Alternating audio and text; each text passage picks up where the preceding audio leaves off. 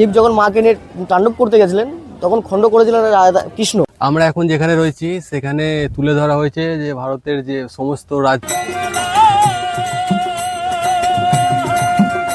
রাজবাড়ি আমরা দেখবো ঘুরে এখন কি আছে।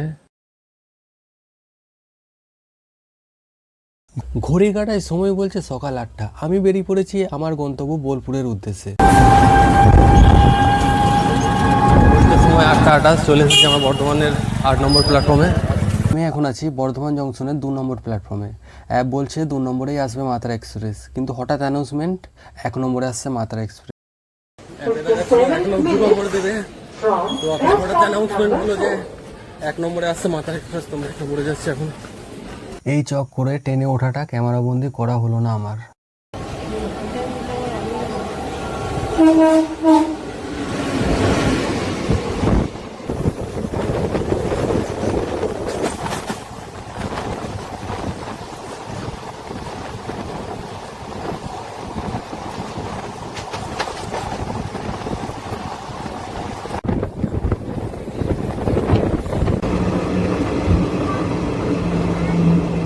সময় সকাল 10টা 50। আমরা এসে পৌঁছলাম বোলপুর শান্তিনিকেতনে।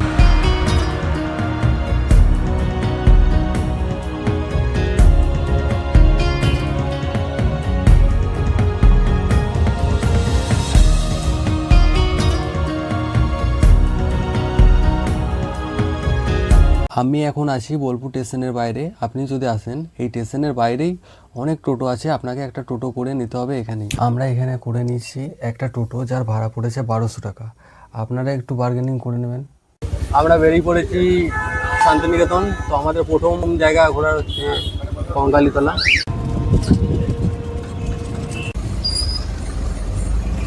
আমরা এখন এসে গেছি কঙ্কালীতলা। দুপাশে রয়েছে পুজো দেওয়ার সামগ্রী কেনার অসংখ্য দোকান এবং পাশ দিয়েই বয়ে গেছে কোপাই নদী, সেটি আপনাদের একটু পরেই দেখাচ্ছি।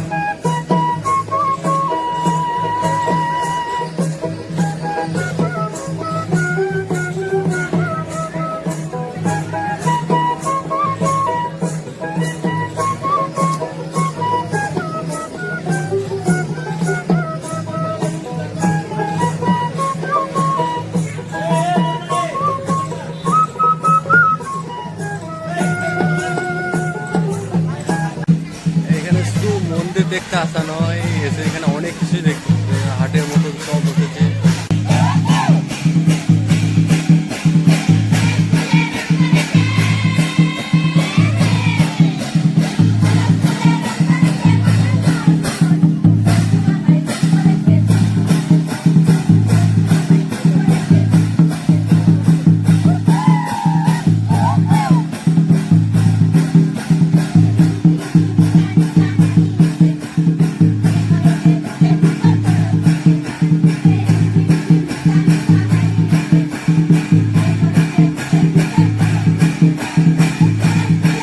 এরপর আমরা জানবো কঙ্কালী মন্দিরের একটু ইতিহাস আমাদের গাইডের কাছে।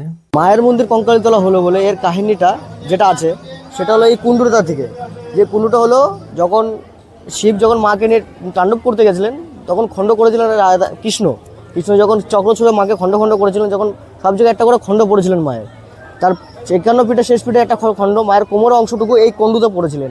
তা পড়ার পর সেই কুণ্ডুতে সেই সাধুকে এক তপস্যা দেখা দিয়েছিলেন। সেই সাধু সমাধিটা ওই পাশে আছে। সেই সাধু সমাধিটা দেখার পর সেই সাধুটা এখান থেকে তোলার পর এখানে পুজো করেছিলেন এই মন্দিরটায়।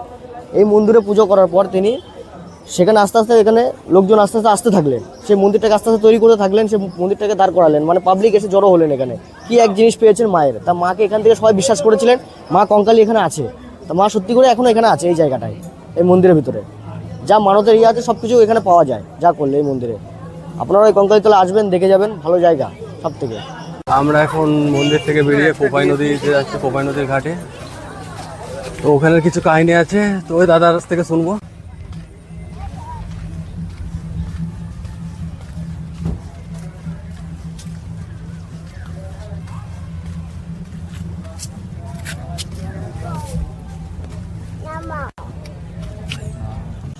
এই যে কোপাই নদী যেটা দেখছেন এটা হলো রবীন্দ্রনাথ ঠাকুর এক স্মৃতি জুড়ে আছে এই কোপাই নদী নিয়ে। যে কোপাই নদীটা হলো রবীন্দ্রনাথ ঠাকুরের যেটা কবিতা, যেটা মেন ঘাট রবীন্দ্রনাথ ঠাকুরের কোপাই নদীর, যেটা হলো সেই ব্রিজটা আছে, সেই ব্রিজটার কাছে আওয়াজ যাওয়া যাবে না, অনেক দূরে সেটা। ওই জন্য এখান থেকে সেই কাহিনীটা আমি বলে দিচ্ছি। সেই কোপাই নদী রবীন্দ্রনাথ ঠাকুরের প্রথম কবিতা থেকে শুরু হয়েছিলেন, আমাদের ছোট নদী চলে একে বাঁকে, বৈশাখ মাসে তার হাঁটু জল থাকে। এই সেই তার কাহিনী। দেখুন, যে বলেছেন একে বেঁকে নদী যায়, সে দেখুন একে বেঁকে নদীটা আছে এখনও। ওই জন্য রবীন্দ্রনাথ ঠাকুর সেইভাবে বলে গেছিলেন, আমাদের ছোট নদী চলে একে বাঁকে, বৈশাখ মাসে তার হাঁটু জল থাকে। কিন্তু বৈশাখ মাসে সত্যি হাঁটু জল থাকে এখানে। বৈশাখ মাসে যতই বৃষ্টি হোক, জল হাঁটু জলই থাকবে। আগের দিনে যখন ব্রিজ ছিল না, তখন নদী মানুষ পার হয়ে হেঁটে পার হতেন, গরু গাড়ি সবই নদীর উপর থেকে পার হতেন। এটা হলো তার কাহিনী গোটাটায়।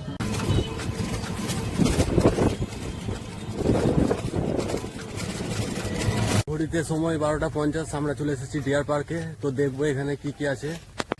এখানে আগে এন্ট্রি ফি ছিল 100 টাকা, আপাতত এখন ফ্রি করে দিয়েছে, শুধু আধার কার্ড থাকলেই হবে সব।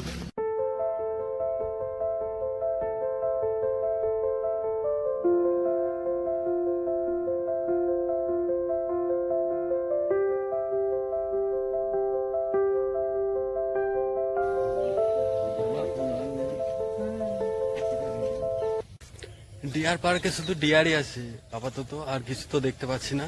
এখানে এই সামনেই শেষ হয়ে যাচ্ছে।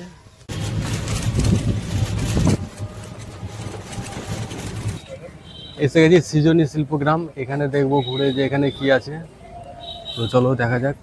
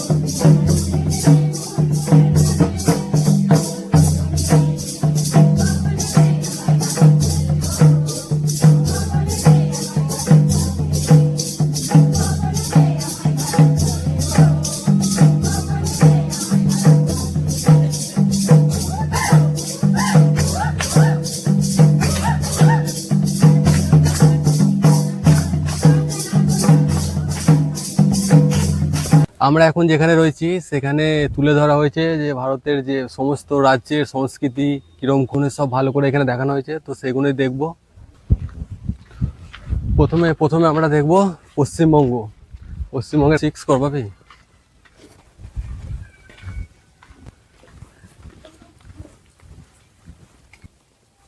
এই যে সন্ধ্যাতলা এটা, তারপর হচ্ছে এখানে জুতো খুলে প্রবেশ। পশ্চিমবঙ্গের সংস্কৃতি, পশ্চিমবঙ্গের কিছু জিনিস যে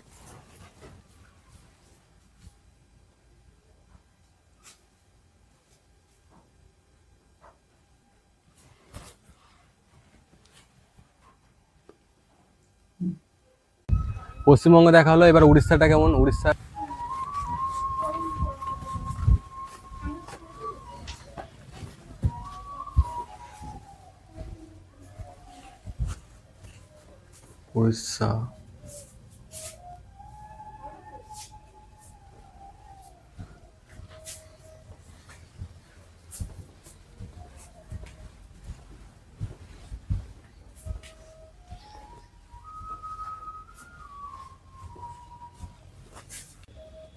এখানে দেখছো পালকি, আগেকার কিভাবে নিজে তো বউ পালকি চড়ে সেটা এখানে দেখানো হয়েছে।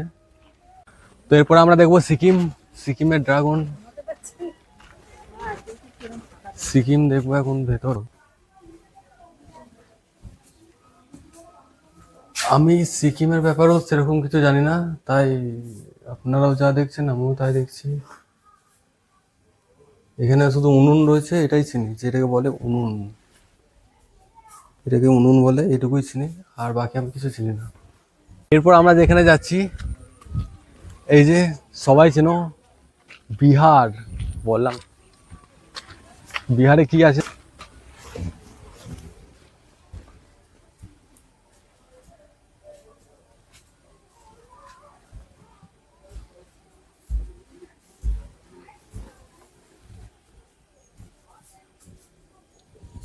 অবশ্যই। এরপরে চলে এসেছি আসামের গন্ডার দেখতে। ভেতরে গন্ডার তো নেই, বাইরে গন্ডার রয়েছে। তো ভেতরে কি আছে দেখবো আসামের।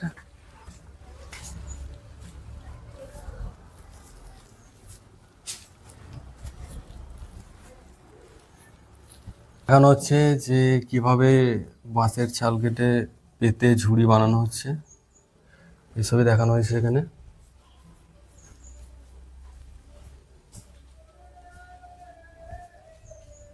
এই যে বঁটি, এরপরে ঝাড়খণ্ড দেখবো, ঝাড়খণ্ড।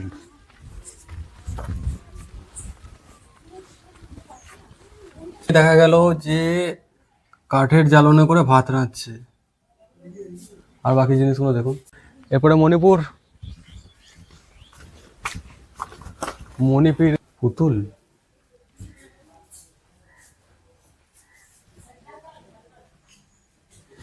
হয়ে গেছে দেখা, আরও আছে দেখার, বেশি সময় নষ্ট। এখানে আরও আছে অনেক কিছু দেখার, সময় আপনি এসে দেখতেও পারেন আমাদের। এখন আমরা যাচ্ছি রাজবাড়ি দেখতে। কোথায় 10 টাকা টিকিট কেটে ঢুকে পড়লাম রাজবাড়ির ভেতর।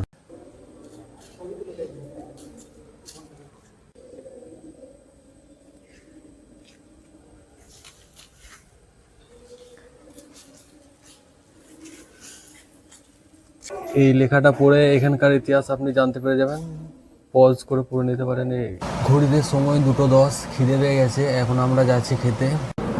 আমরা অর্ডার দিয়েছি ভেজ থালি, তো ভেজ থালি খেয়ে চলে এসেছে আমাদের ভেজ থালি। আমাদের খাবারের স্বাদ ভালো, আপনারা এলে আসুন এখানে খেয়ে যান এসে।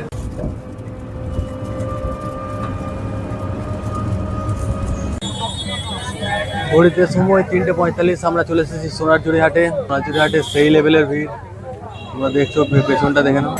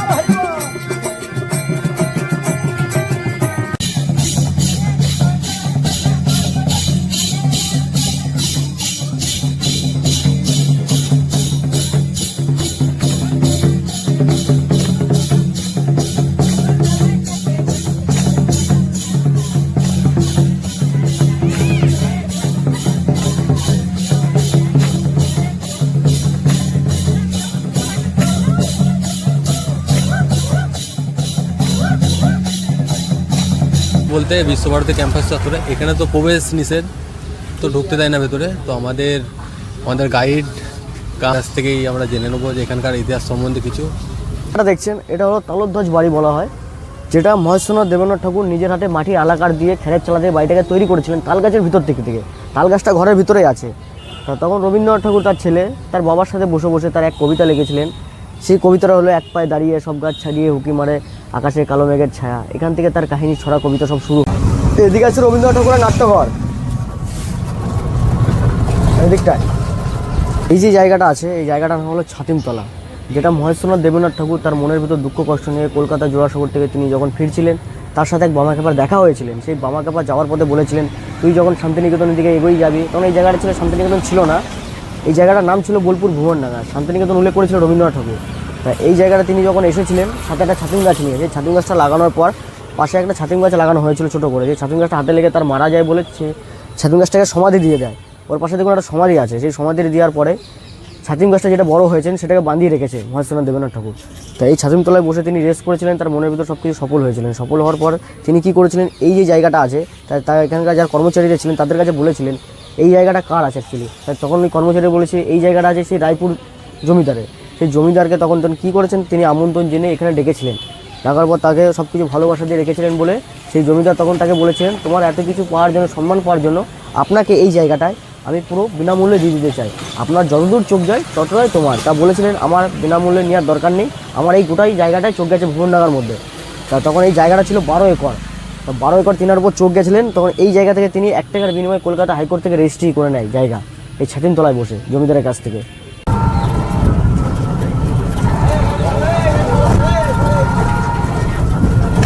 এই যে জায়গাটা আছে এর নাম হলো 3 পাহাড়ি বট গাছ, যেটাকে বলা হয় মহেন্দ্রনাথ দেবেন্দ্রনাথ ঠাকুর নিজের হাতে লাগিয়েছিলেন এই গাছটা। মহেন্দ্রনাথ দেবেন্দ্রনাথ ঠাকুর হলো রবীন্দ্রনাথ ঠাকুরের বাবা। তিনি যখন এখানকার সর্বপ্রথম জায়গা কিনেছিলেন, কেনার পর তিনি ঘুরতে গেছিলেন কুপাই নদী। সেই কুপাই নদীর তীরের থেকে আসার পরে তিনি সেই গাছের চারা তিনি ওখান থেকে নিয়ে এসে এখানে লাগিয়েছিলেন, সাথে 3টে পাথরে করে। তা লাগানোর পর সেই গাছটার বয়স 170 থেকে 100 বছর যখন হলো, তখন এই গাছের নিচে রবীন্দ্রনাথ ঠাকুর তার এক কবিতা লিখেছিলেন, যে কবিতাটা হলো কুমোর পড়া গরুর গাড়ি বোঝা করা কলসিয়ারি। তার গল্প এখান থেকে শুরু হয়েছিল। দেখবেন সহজপাঠ বই যখন তোমরা কিনবেন তখন দেখতে পাবেন প্রথম পৃষ্ঠা তার ছবি ছড়া দুটোই আছে। এটা হলো উপাসনা গৃহ, যেটাকে বলা হয় কাচ মন্দির। যে কোনো জাতের লোক এখানে এসে উপাসনা করতে পারে, বা হিন্দু মুসলিম খ্রিস্টান। প্রতি বুধবার এই জায়গাটা উপাসনা হয় সকাল 6টা থেকে 6:30। যদি এই জায়গায় উপাসনা করতে চান প্রতি বুধবার হবে। আর পাবলিকের জন্য বেশি অ্যালাউ করে না, 100 জনের বেশি এই জায়গায় ঢুকতে পারবেন না।